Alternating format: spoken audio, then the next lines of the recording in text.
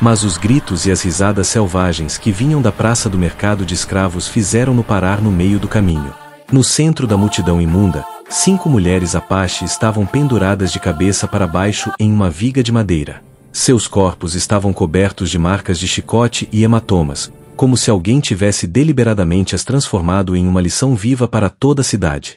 Rovan sentiu um arrepio percorrer sua espinha, mas não foi a brutalidade da cena que o congelou. Foi a tatuagem de um pássaro do trovão no pulso da irmã mais velha. Um símbolo sagrado, o mesmo que havia sido gravado em sua própria pele por uma mulher Churicava que o arrastara para fora de uma casa em chamas 5 anos atrás.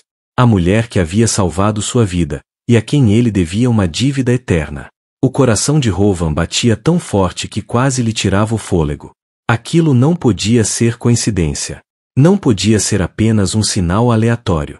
Era uma sentença ditada pelo próprio destino. Quanto? Perguntou Rovan, a voz baixa. O comerciante de escravos olhou para ele como outro abutre rondando o deserto. Todas as 5?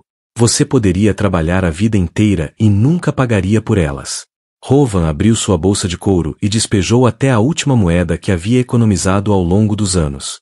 As peças de prata caíram na terra empoeirada com um tilintar que soou como corrente se quebrando. Isso basta? Perguntou Rovan. A multidão se calou. Rovan conduziu as 5 mulheres Apache para fora de Dasteford antes que o pôr do sol tocasse as montanhas do oeste. Ninguém disse uma palavra. Tudo que se ouvia era o ritmo constante dos cascos, as respirações pesadas de corpos recém-libertos da tortura e o vento do deserto cortando seus ouvidos como se tentasse apagar cada memória restante. Quando chegaram ao rancho de Rovan, uma casa de madeira solitária perdida na imensidão, o sol já tinha se reduzido a uma mancha vermelho-sangue no horizonte. Ele as ajudou a descer.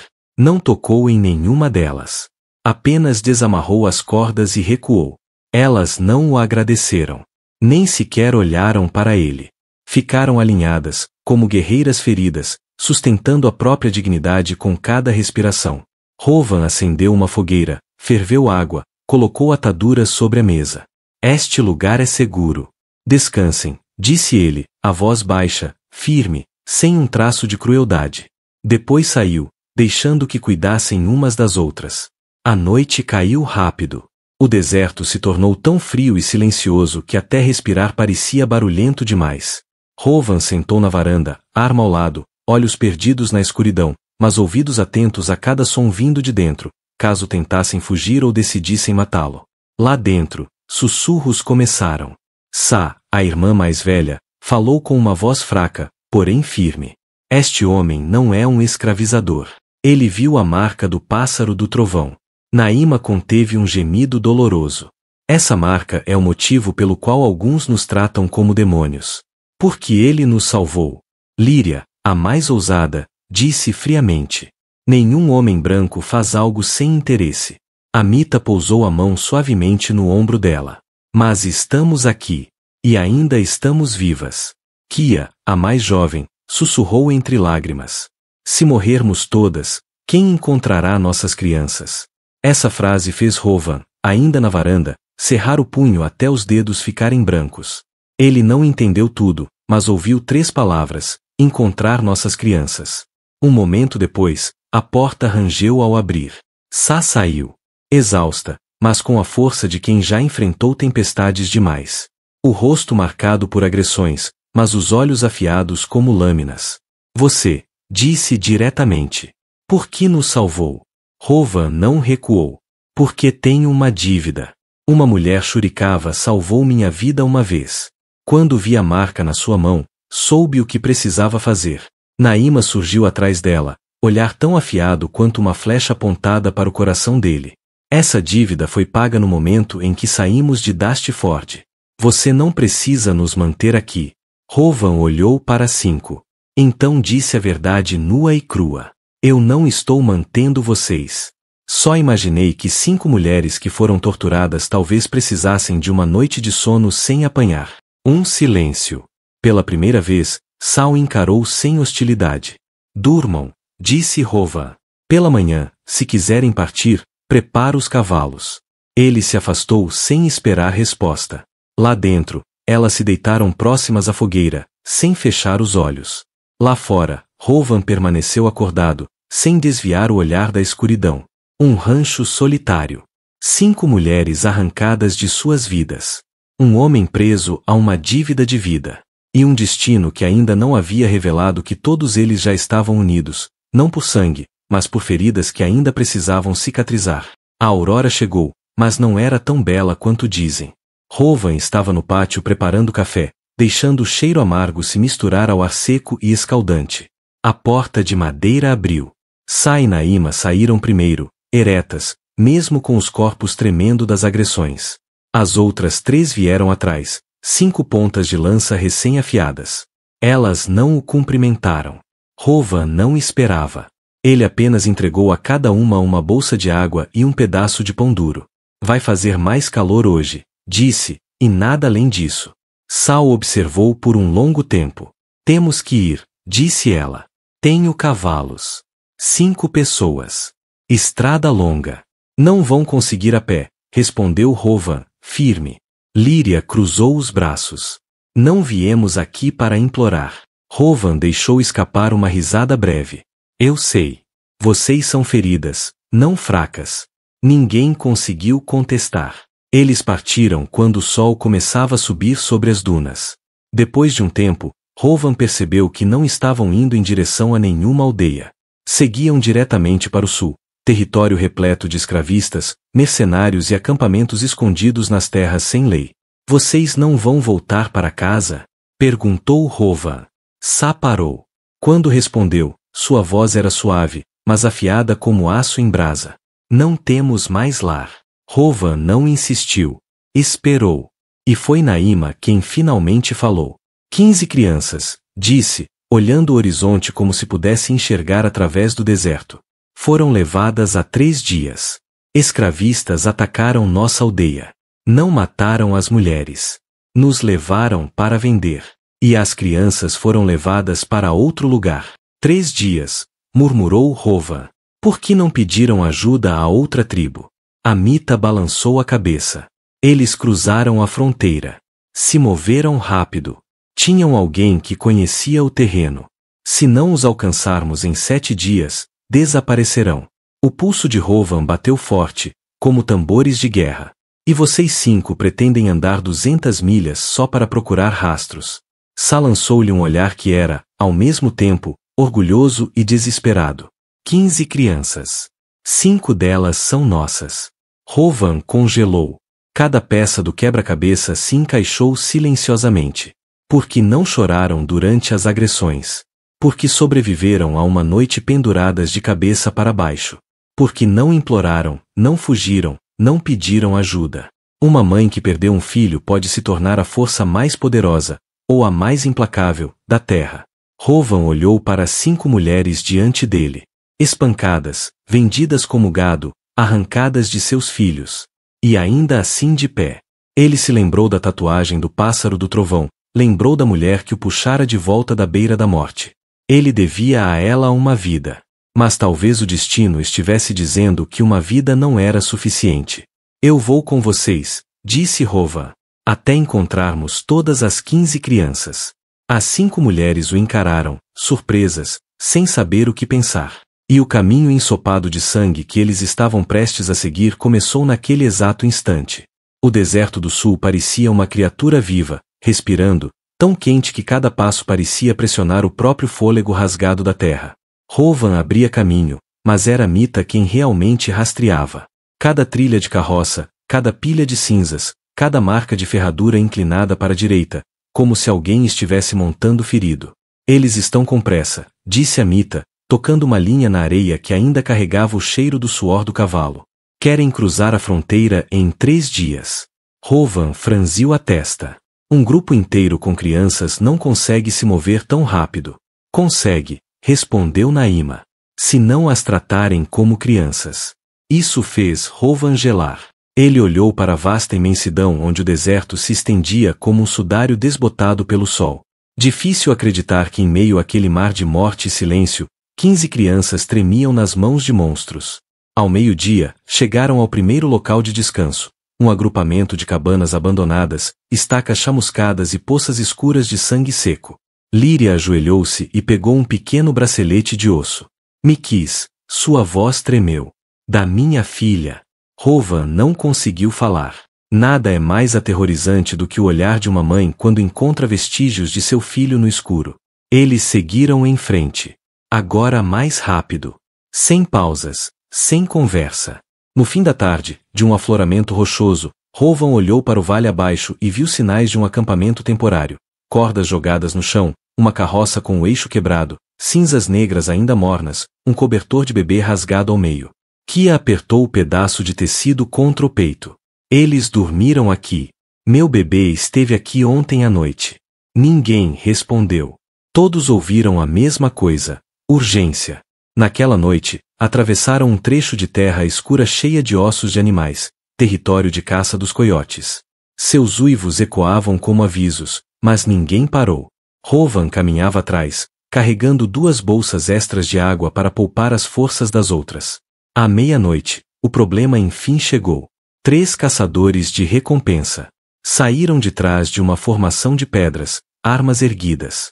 5 mulheres vermelhas e um cowboy perdido, zombou o líder. Há preço na cabeça de cada uma delas. Entregue-as. Rovan deu um passo à frente, protegendo as mulheres. Ninguém vai ser entregue. O homem cuspiu. Vai morrer por elas. Rovan não respondeu. Mas Naima respondeu, com ação. Ela avançou como uma tempestade repentina, arrancou a faca dele e abriu um corte limpo em sua garganta. O segundo homem nem conseguiu falar antes que Sarrai o derrubasse, esmagando sua cabeça contra as pedras. O terceiro tentou correr, mas Líria cravou uma flecha em sua coxa, derrubando-o no chão. Rovan soltou o ar lentamente. Eles não vão esquecer disso. Sarral olhou para ele, os olhos ardendo como fogo. Nem nós vamos esquecer nossas crianças. Eles seguiram, deixando 3 corpos para trás no escuro. A partir daquele momento, Rovan soube que não estavam mais perseguindo. Estavam em guerra. E à frente deles havia apenas as pegadas dos condenados. Obrigado por estar aqui. Se esta história trouxe de volta algo para você, pores do sol empoeirados, o som de cascos ecoando no coração, inscreva-se no meu canal. Para que todos os dias possamos sentar juntos mais uma vez, e eu lhe contarei outra história do Velho Oeste. Na terceira noite de viagem, pararam ao lado de um cânion estreito. Rovan acendeu a fogueira enquanto as 5 mulheres montavam o acampamento em silêncio.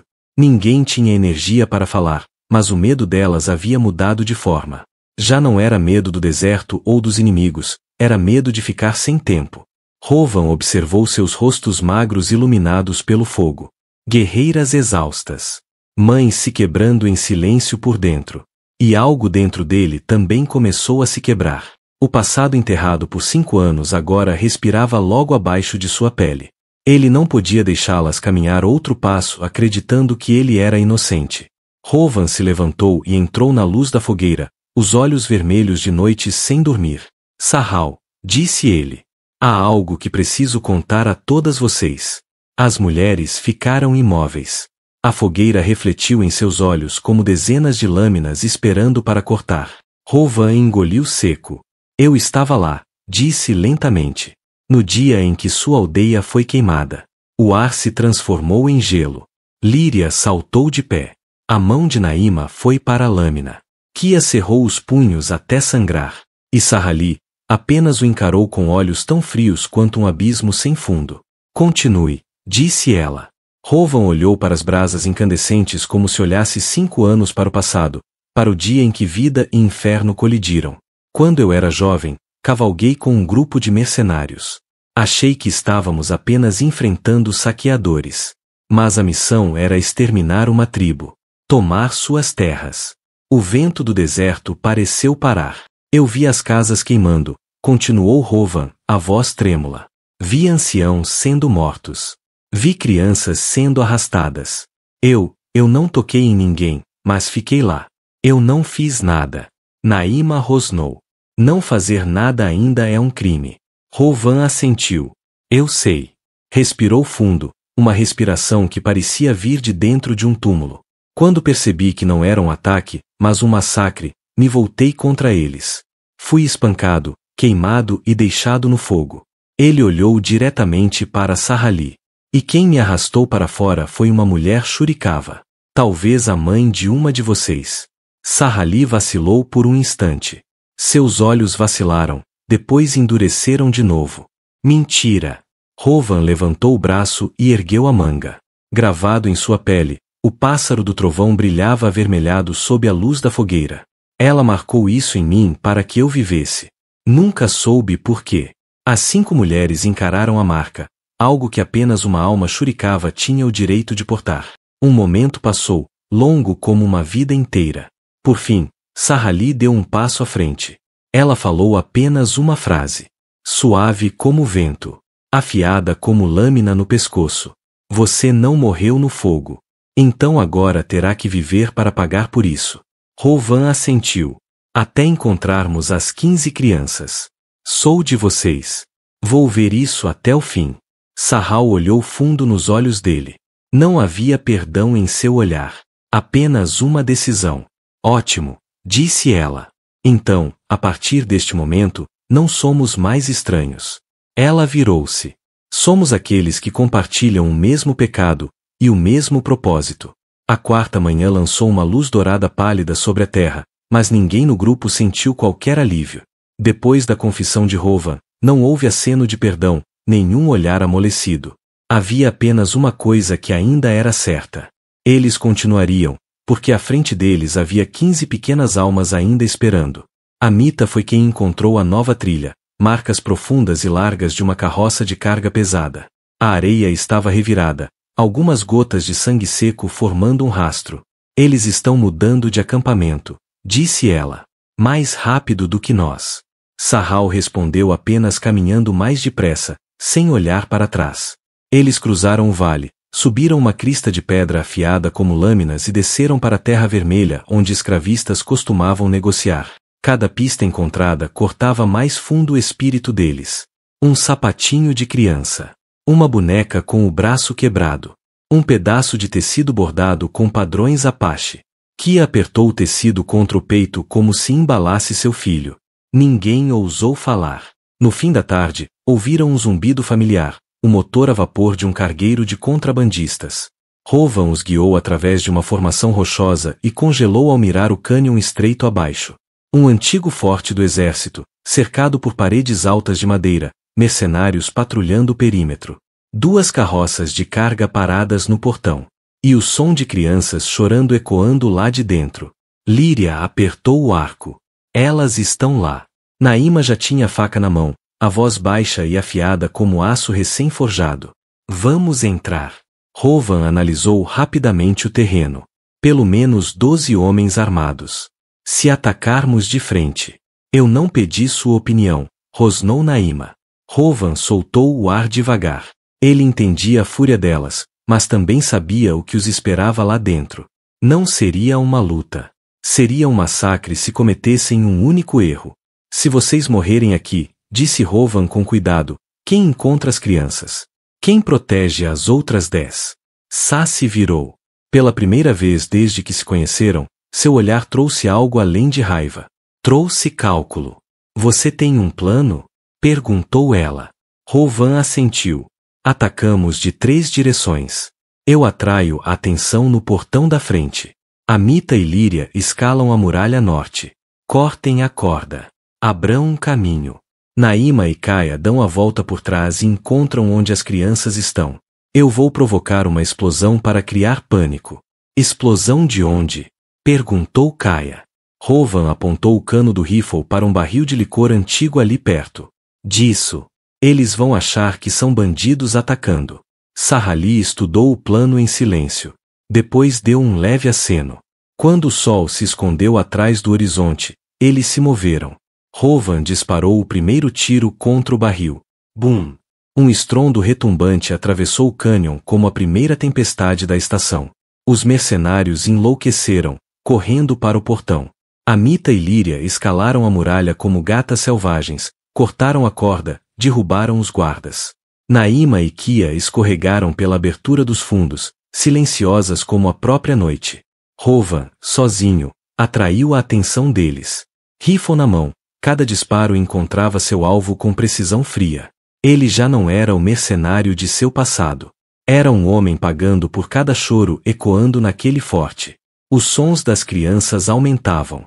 Passos correndo, lâminas se chocando, os gritos desesperados dos escravistas.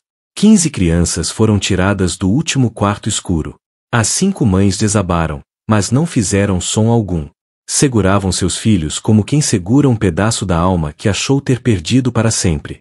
Rova encostou-se na parede de madeira, ofegante, coberto de sangue e poeira. Eles salvaram as crianças, mas os escravistas não tinham terminado. E o cheiro de pólvora no vento trouxe o aviso que Rovan mais temia.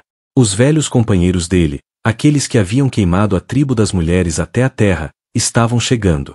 O vento do deserto se ergueu no momento em que as 15 crianças foram libertadas. Mas não era um vento comum, era o tipo que anunciava predadores que farejaram sangue fresco. Rovan foi o primeiro a ouvir os cascos. Inconfundíveis. Não o andar desajeitado de escravistas baratos. Era o ritmo dos homens que um dia cavalgavam ao seu lado, em outra vida. Eles chegaram, disse Rovan, apertando o rifle como se segurasse um pedaço do próprio passado. Ele havia tentado enterrar o nome Black Spur. Ao ouvir isso, Naima ficou ereta, os olhos escurecendo. Os que massacraram as crianças do clã do Sol Xerica. Líria cerrou o maxilar. Eu vou matar cada um deles. Sá colocou a mão no ombro da irmã. Não. Proteja as crianças primeiro. Os cascos estouraram como uma tempestade de aço. 7 mercenários, rifles erguidos, armaduras de couro, rostos marcados. Homens que sobreviviam se alimentando de violência. O líder, Cassian Briggs, o mesmo que jogará Rovan no fogo anos antes, desmontou com um sorriso de fera. Rovan, vivo, então você não morreu, afinal. Seus olhos passaram para 5 mulheres Apache e as crianças tremendo atrás delas. E aqui está você, defendendo esses selvagens. A voz dele cortou como uma lâmina. Rovan não disse nada. Apenas avançou um passo, colocando-se entre os mercenários e as crianças. Entreguem-nos, disse Cassian. Há um preço alto por pirralhos Apache. Quanto às mulheres, vocês sabem o valor delas. As 5 mulheres puxaram suas armas. Sem discussão. Sem troca de olhares. Todas sabiam que aquilo não era uma batalha. Era um acerto de contas. Rovan falou suavemente. Vão pelos fundos. Protejam as crianças. Sahal o encarou por um longo momento. Não. Vamos lutar juntos. Rovan quis sorrir, mas o nó em sua garganta impediu. Isso é culpa minha. Deixem que eu termine. Cassian soltou uma gargalhada alta, dura. Então morra como um tolo. Ele puxou o gatilho primeiro. A bala rasgou o ar, mirando direto em Sahal. Rovan não pensou. Se lançou à frente, empurrando-a para o lado. A bala atravessou seu peito com um som como se o próprio céu estivesse sendo rasgado. Rovan caiu, o sangue florescendo quente e rápido. Rovan! O grito de Sahal explodiu dela como um animal ferido. Ela caiu de joelhos, acolhendo-o nos braços. Rovan arfou, a visão escurecendo como cinza sobre os olhos. Você está viva. Isso basta, sussurrou. Cassian deu a ordem. O Black Spur avançou como uma matilha de lobos. Sahal deitou Rovan no chão, seus olhos mudando da dor para algo mais profundo, antigo. A marca do pássaro-trovão em seu pulso brilhou, acendendo como brasas tocadas pelos deuses. Naima arfou. Sahal, o poder da mãe. Sahal não respondeu. Colocou a mão sobre o ferimento de Rovan. Uma luz azul suave se espalhou, carregada pelo vento que uivava. Não era milagre. Eram os espíritos Kirakaua respondendo ao chamado de uma mãe guerreira. Ao mesmo tempo, Naima, Líria, Amita e Kaia avançaram como 5 pequenas tempestades. Facas, arcos, pedras, mãos vazias, tudo virou arma. Os homens do Black Spur caíram um por um, incapazes de entender de onde vinha tanta fúria. Sahal permaneceu junto de Rovan, a mão trêmula mas firme. Não morra, sussurrou. Não quando eu ainda te devo, e você ainda me deve. A luz foi diminuindo aos poucos. Rovan respirou novamente, fraco, mas vivo. Naquele instante, Sahal compreendeu algo ao qual até o céu silencioso se curvaria. Ela havia salvado o homem que carregava a culpa do genocídio. 2 vezes. E agora seus destinos estavam para sempre ligados. Atrás deles, os gritos dos mercenários cessaram. Cada membro do Black Spur estava morto. A batalha final terminara, mas o caminho de volta à vida estava apenas começando. O vento do deserto depois da batalha carregava o cheiro de pólvora e terra quente. Com o Black Spur destruído, Rovan foi levado de volta ao refúgio de Reio. O ferimento era grave, mas com o poder da marca do pássaro trovão e o cuidado constante de Sarhal, ele sobreviveu. Não foi fácil, mas cada vez que abria os olhos através da névoa da dor, via 5 mulheres Apache ali perto, trocando curativos, fervendo água, medindo sua febre, como se ele já não fosse mais o culpado pelo dia em que a aldeia delas queimou. Como se ele tivesse se tornado um dos delas. Quando Rovan conseguiu ficar de pé, as 15 crianças já corriam soltas pelo pátio do rancho, rindo como um riacho fresco correndo no coração do deserto seco. Empilhavam pedras, montavam tendas, corriam entre raízes de cactos como se a vida nunca tivesse tentado acorrentá-las. Não podemos voltar à nossa antiga tribo, disse Naima, sem tirar os olhos das crianças. Não há mais para onde voltar. Rovan ficou ao lado dela, os braços ainda enfaixados, mas o olhar suave, profundo.